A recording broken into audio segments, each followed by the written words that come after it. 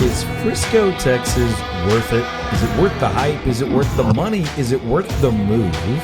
With all the changes in North Texas and the Dallas Fort Worth area, and with the speed that it changes, the news about places like Frisco change so fast, you got to stay tuned to know exactly what's going on. Know if a move to Frisco or within Frisco is wise for you, what's going on with property values and development, and all of the excitement and some of the complaints around Frisco, Texas. With so many families making a move to the market, so many businesses making a move to the market, what is the impact on you, the home buyer, the home seller, or the home owner in Frisco, Texas? Hey folks, I'm Todd Tremonti, and we help people buy and sell homes all over the Metroplex, especially in Frisco, Texas, all the time. And we are diving in to that topic and that topic alone today on DFW Real Estate Weekly with Todd Tremonti. I'm Todd. Got the whole crew with me, Full Price Courtney and the Yanni Donnie, the English Wonder himself. Yo. We're going to dive into a bunch of the details about where is Frisco, what is Frisco, and should you consider making a move to, from, or within Frisco, Texas. So Frisco's been a bit of a land rush for the last, 20 years, maybe more. Now, a lot of that has to do with the media, with the hype, with the big stories. And we're going to get into those, but some of those big stories are things like the Dallas Cowboys making a move up there, or the Rough Riders, or an IKEA being developed, or highway development, the Dallas Stars. Now, there's residential development is a big piece of that as well. And we're going to spend some time on a couple of really specific pieces of that.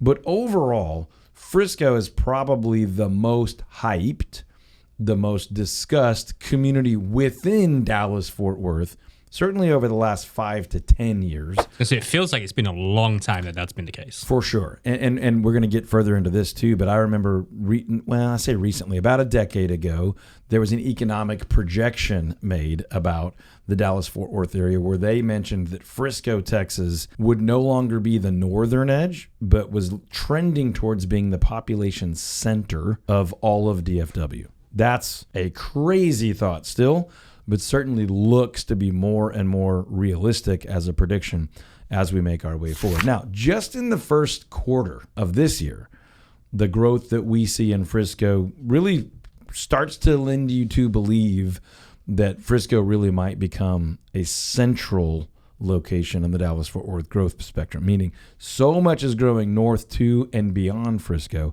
that it really could start to become more of a centerpiece. Now, we've done a lot of other episodes about specifically Frisco and unique elements of it, so, check those out. But the massive amount of expansion happening in and around Frisco, Texas right now is kind of unavoidable. I'm just going to throw it to both Ian and Courtney really quickly. When I say expansion in Frisco, what are the first things that jump in your mind? Universal and PGA. Okay, so PGA Golf and the Universal Studios theme park. What comes to your mind, Courtney? Just new. I mean, and that's kind of shocking because it's not maybe as new as I feel like it is. I think if you live in or very close to Frisco, some of this stuff obviously has been there for a while. But even the Cowboys move to Frisco still feels new for a lot of people that have been a Cowboys fan their whole life or that aren't from the Dallas-Fort Worth area. Like, oh, I hear Dallas Cowboys. I don't think Frisco Cowboys, even though they weren't in city of Dallas before. But that whole Star development, all the retail around that whole kind of legacy west and beyond where Plano merges into Frisco and things like that are still very new sounding, new feeling to a lot of people, but certainly beginning to be in some of those areas fully established. Now, things like Universal Studios that aren't even finished yet, or the PGA that some of it is finished and some of it is still being developed, are all super exciting, and I would say part of that umbrella comment of massive development. It's interesting. Well, one thing I think of is we have family that live in Prosper, which feels like a long way away. Yeah. It's like on the border of Frisco. Well, what's interesting is when, 20 years ago, Frisco felt like the edge. Now, Frisco's been so rapidly developed. It's not finished, but the next thing out is Prosper. Prosper already feels probably bigger than Frisco used to feel for a lot of people. And now you're talking about Salina and things even further out that used to feel so far out there and just are fully connected by roads, are fully connected by development and schools and all those things, that's kind of the the MO. That's the personality, the reputation of Frisco now. Frisco's not the edge anymore, not even close, right? So it feels close. Well, again, it depends on where you are, but we're sitting in a studio in Richardson right now. You live in Plano, and it's definitely within your reach for social, date night, recreation. Easy. Going to a Rough Riders game and things like that is like, I mean, honestly, for a lot of people, more attractive than going all the way to Arlington for a Rangers game. Or Dallas for a Mavs game. Yep. So, hey, folks, if at any point you are thinking about making a move to or from or within Frisco, that's what we do. We specialize in helping people buy and sell homes in the most desirable neighborhoods in DFW and homes on land, small acreage property. And we do a ton of that in Frisco. You can find our information anywhere near this episode, and you can always find us online at toddtremonti.com. So, Courtney, you used the word new. When I just say, hey, what's new about Frisco, what do you think? What's new in or about or around Frisco, Texas? I guess the retail and restaurants and sort of, it just doesn't have the years of character and just those old downtowns. It doesn't have big trees. It doesn't feel like it's been established. Okay. Have you been personally offended yet? Yeah, I mean, when I'm looking at where I want to live, first thing that pops to my head is big trees. Well, now I'm offended. I'm offended. Yeah, everyone's offended. It's a very offensive topic. Offensive show. Okay, so let me back us away. Don't fight. Keep your hands to yourself, children. It just feels like a shopping mecca. Frisco feels new. Now, again, this isn't like a show about our feelings per se, but the general... Speak for yourself. Well, not the whole show, just a third of it. The vibe around Frisco, though, is new, clean, safe, big, especially big, very big. And so a lot of that is newer than many other parts of the Metroplex, right? So Plano, which has a lot of similarities to Frisco, is not as new. Most of Plano is more established. There are some roads in Plano that aren't new anymore and need some revitalization, where Frisco still, most of the infrastructure is still fairly new. Now, we're going to get to it in a minute. Not all of Frisco is new, but it does certainly feel pretty darn new. Even the schools, like the concept around the schools. By the way, one of the coolest things about Frisco is that many of the high school football teams play their high school games in the Star, the Dallas Cowboys practice facility. That's incredible. It is incredible, but it feels like not appropriate. There you go. Like you should earn that biz. Well, they earned it by moving to Frisco and being on a football team. Or moved to Frisco. No. Anyway, something kind of cool when you're working hard to make the team and get some playing time is a pretty cool deal. Not to Courtney. Okay, so when you think new, again, some of the things I'm about to say aren't 80 years old, but they feel big and crisp and new, like the giant IKEA that is in Frisco. The Cowboys facility feels new. Even some of the road expansion, Preston Road, that just keeps going north and north and north and north and north. A lot of that feels new. A lot of the schools, whether it be public schools, they keep adding campuses. Frisco's decided to do the more number of schools, not the biggest schools, right? So instead of having one high school that's gigantic, like an Allen or some other surrounding school districts, they've decided we're going to open more high schools, more junior highs, more elementary schools, and keep the size a little bit smaller. So there are more newer schools as Frisco keeps growing. They're adding schools instead of just expanding the ones they have. So, obviously there's new retail, there's new restaurants, there's new entertainment, there's new, places to go and things to see and things to do. But the community as a whole leans new in its reputation and its feel. I have a quick question for you on the schools. Yep. Will that come back to bite them at some point? A la like Plano, where we've had a bunch of schools getting shut down because they aged out? So I don't think they're shutting down because they necessarily aged out. I think they're shutting down because the demand for those schools has changed. There's been a big shift towards private. Some of them also needed to have repaired. It was cheaper to shut it and move than it was to repair. And that exposed that. That's what I mean. What I think. Yeah. So if you had the tax base continue to grow and more kids, you'd have the funding to do all that. So I think there's sort of a consequence of each other and all that. So it would have solved itself if you had tons and tons of kids, on a waiting list to get into those schools. So I don't know is my answer to do I think that's going to happen to Frisco. I think the normal argument is, less kids per school means more opportunities per kid for arts and sports. Can you make the team? Can you be in the play? Can you get into that class? Can you get into top 10% and all that stuff? I think the argument is sort of which concept is best for the kids, is best for the budget, is best for the teachers, and I am not claiming to be an expert for that. But Frisco has gone that route. More campuses, newer campuses. So anyway, with this topic of new, we cannot avoid Universal Studios as something very cool, very new, not yet completed. But man, when you drive by, you kind of get this little tinge of pride. At least I do. Like, we're going to have a legit theme park here. Not that Six Flags isn't awesome, but more places have a Six Flags than have a Universal People Studios. will fly here for this. Yeah. You just don't think of Frisco necessarily or DFW as like a vacation place. Yeah. But when you start thinking Universal Studios, really cool professional sports, PGA complex and all that, you're starting to think, okay, well, Frisco is a destination that people are going to want to visit more than they have in the past. Does that help or hurt residents, though? Yeah, both. I think both. So mathematically, long term, it probably helps. More demand, more interest, more popularity. From a perspective of like ease of use, like traffic, congestion, competition, near noise, near energy and excitement, some people will view that as a negative. So, I think with almost anything, it's a little bit of both. So what's new in Frisco? Lots and lots and lots of stuff, right? Here's a better question. Maybe not a better question, but a counterbalance. Courtney, what's the cool old stuff in Frisco? What's old? What's mature? What's developed? What has been there longer than the hype?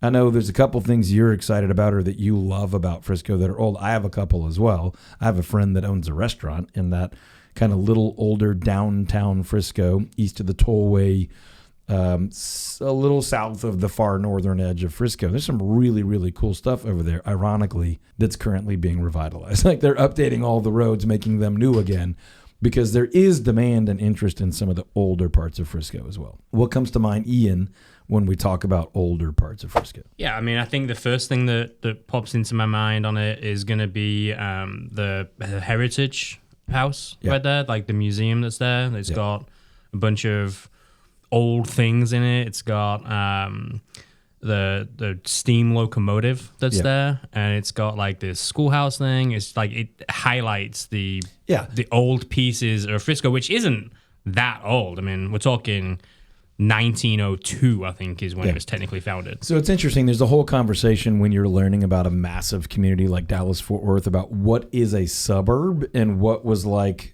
there when Dallas grew up. So it's just a smaller city. A suburb grew out of the development of a big city. And I would say Frisco is a suburb, but some in Frisco would say, no, we've been here since 1902, around the time Dallas began to really, really, truly expand. Dallas was not one of the earliest cities in Texas to truly expand.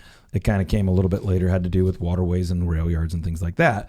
But Frisco does have the older rail yard, and it's got this heritage area that is a bit of a throwback that's kind of like, hey, this is what early Frisco looked like, a little bit more rural, a little bit more agrarian, a little bit more agriculturally driven. So you had kind of homestead type setups where the stop on the railway was the reason you would have, a community like that.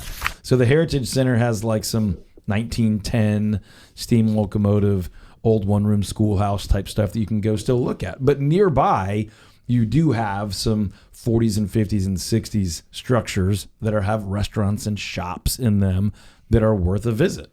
Pretty neat when you're thinking that there's bazillions of dollars of development less than 5 or 10 miles away that has that whole new feel. One other thing that's kind of new but is old is Frisco is the home of the National Soccer Museum. And so you can see all of the history of soccer in the U.S., which does date back like the 1900s and all that stuff. That area is so interesting because that's like half a mile west of what I'm talking about, these older parts of kind of downtown Frisco. Yeah. But you have a brand new, it's not brand new. It's the Hall of Fame. It's got all the museum and historical things. But it's right by the Major League Soccer field, right, which again, for most of DFW folks feels new. It's not brand new. It's been there for a little bit. But that's a cool retail sports restaurant. It's at the stadium. It's on the south end of the stadium. It's right there. Which is like maybe not even half a mile from this old downtown Frisco area that I'm talking about. So Frisco's got an old identity. It's got a new identity. Certainly the more popular deal is the new. But, we are a real estate team. We specialize in helping people buy and sell houses, desirable neighborhoods, and homes on small acreage. So we've got to talk a little bit, at least, about what's the real estate market in Frisco look like if you're interested in making a move to or from Frisco. So on the ground in Frisco right now, you've got a pretty healthy market, okay? You've got homes selling around a month. Little bit more than a month, about 36 days on average. Averages are very misleading at times because you're taking everything that happens and lumping it in. But over the past 5 years or so, you're seeing that it's been a healthy market. Even through some ups and downs, Frisco's been in demand. Frisco's been slowing down a bit because at one point not that long ago, it was one of the fastest moving markets in America, certainly in that post-COVID time period. But over the last 18 months or so, we have seen it normalize, it be a little bit more logical where there's give and take. If you have a great house priced well, marketed well, it's going to sell pretty quickly. But it's also possible in Frisco, if you have a house that's not in great condition, not priced as well, and certainly not marketed as well, it can sit for a while. And so the average is telling you that homes are selling a little over a month. But there are some homes, as in most communities, that are taking quite a while to sell.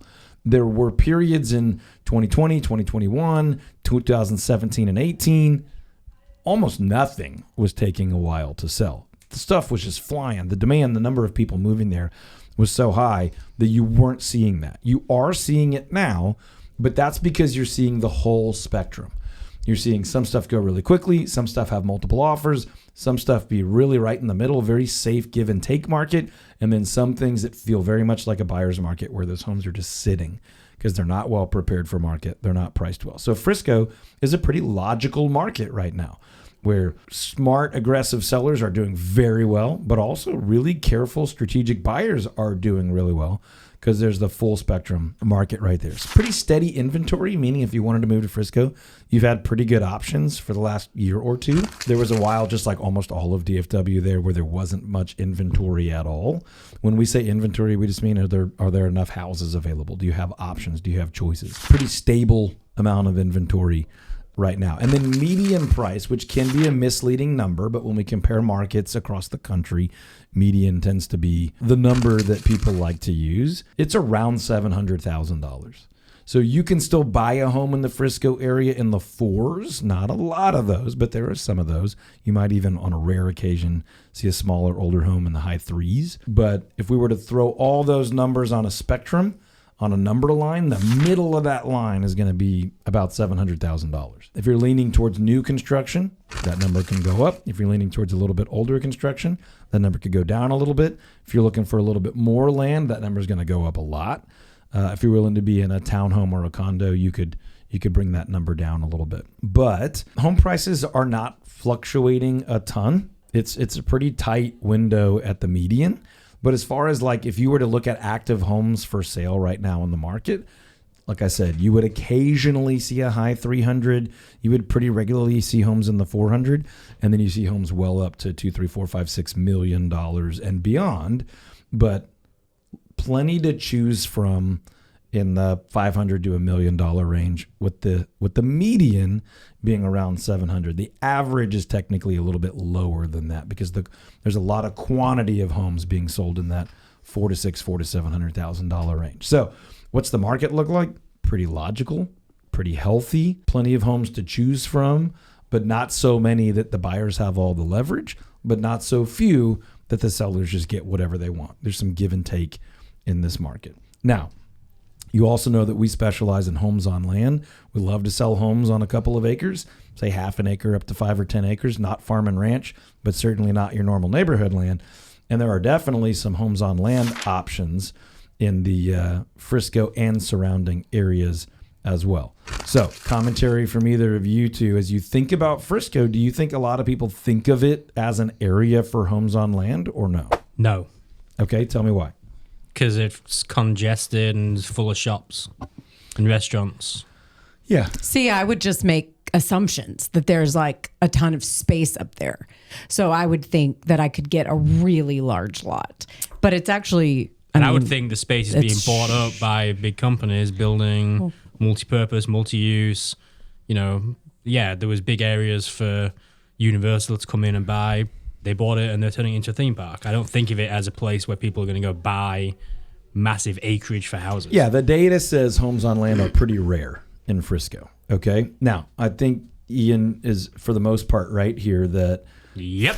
there is still some land available and it's being chewed up for big developments. It's also being chewed up for residential, but they're trying to maximize their investment right now. So take the Fields development and things like that, where they're going to build lots of houses, but they are not looking to have those houses on a ton of land. So only 30 homes on an acre or more have hit the market in the last year.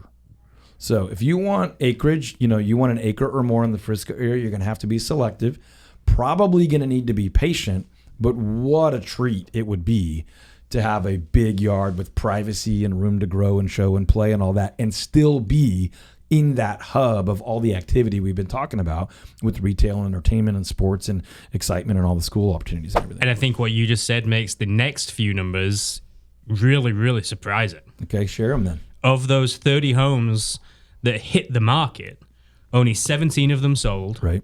2 of them are under contract. Yep. So we could say 19 probably will sell. 2 of them are currently on the market. Yep. And 9 failed to sell. Yep. Now, some of that is those are such premium properties to have acreage in Frisco that my guess is some of those sellers didn't have to sell and just chose not to sell in a market that was a little bit softer, a little bit less active for sellers. But that's just my read on the data right now without diving way into it. So Custer Creek Farms is a development of homes for acreage lots.